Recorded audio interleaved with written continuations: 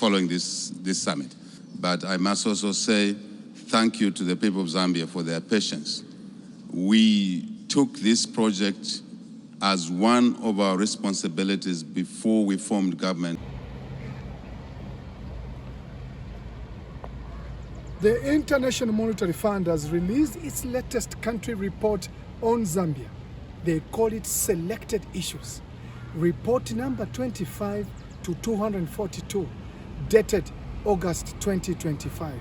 Now, two teams of experts spent months looking at our business landscape and our climate challenges. President Hakainde Hichilema has said it many times. Zambians are not waiting to be rescued. They are moving forward. The IMF has now confirmed this. The report paints a picture of an economy pushing forward, even under the weight of the toughest drought in decades. Here are the key takeaways and what they mean in practice. Number one, entrepreneurship. Nearly 40% of adults are either running or trying to start a business. That's among the highest rates on the continent. The IMF notes Zambia has 18 registered firms for every 1,000 working-age adults, compared to much lower average elsewhere. What this means, there is a strong appetite for business beyond survival trading. Oh yes, it shows a foundation for private sector growth once infrastructure and finance catch up. Number two, digital finance. Mobile money and fintech services have expanded rapidly. More traders and farmers can now access credit, self-secure, and transact without banks. The ability to register a company online or even by phone reduces barriers that once discouraged entrepreneurs. Now, what this means: faster business growth, broader financial inclusion, and easier access to markets. Next, energy and load shedding. Yes, Zambia is still experiencing load shedding. The IMF is clear about why. Drought has cut water levels at Kariba, limiting hydroelectric generation. But the report also documents the response. Solar projects underway to deliver 1,000 megawatts by December this year. Diversification power sources and international climate finances being mobilized. What this means: the outages are not permanent system failures, but a climate shock being actively addressed. Stable energy will unlock faster business growth. The IMF calculates about 4.4% higher growth where power is reliable. Next, climate action.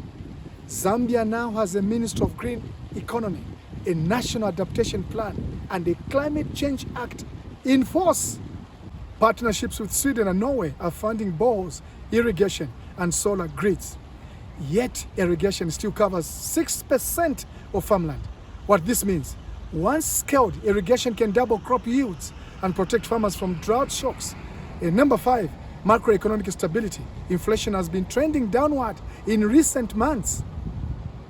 Now, the Bank of Zambia held the monetary policy rate steady, which keeps borrowing costs from climbing. At the same time, the kwacha has appreciated against the US dollar over the past 3 months. What this means: stability is taking root, though it takes time for a lower inflation and a stronger kwacha to reflect directly into household budgets.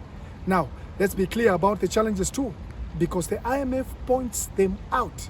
Zambia's budget still struggles to carry the full weight of disasters like the drought we've just faced.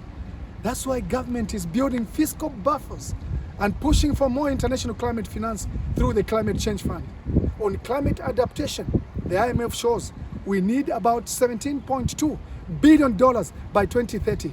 Right now, we spend less than 0.2% of GDP on it. That gap is real. Government is addressing it by attracting green investment, using carbon markets, and securing bilateral agreements with countries like Sweden and Norway. We also know 75% of our people work in informal economy. That limits revenue and leaves workers unprotected. To change this, government is digitalizing tax platforms, creating incentives for SMEs to formalize, and making affordable, credible more available. The report raises energy as a big vulnerability. With 80% of our power coming from hydropower, droughts hit us hard. That's why government is importing electricity now, rolling out new solar and wind projects, and diversifying the energy mix for a long term. On farming, the IMF points to low productivity Our farmers average 2 metric tons of maize per hectare compared to 5.5 globally, and only 6% of our fields are irrigated. The response is already underway. Fertilizer plants to cut imports, irrigation expansion, and distribution of drought-tolerant seed. Lastly, they flag institutional challenges, overlapping mandates, weak rural outreach, and too much dependence on donors. Government is tightening coordination, integrating climate goals into state-owned enterprises, and strengthening monitoring to every kwacha spent delivers results. What's the big picture? The IMF isn't saying Zambia has solved every problem, not at all. It's saying the fundamentals are improving, businesses are being formed, digital finance is spreading, renewable energy is expanding, and climate finance is flowing in. And so the challenge is speed. How quickly these gains translate into lower costs for households.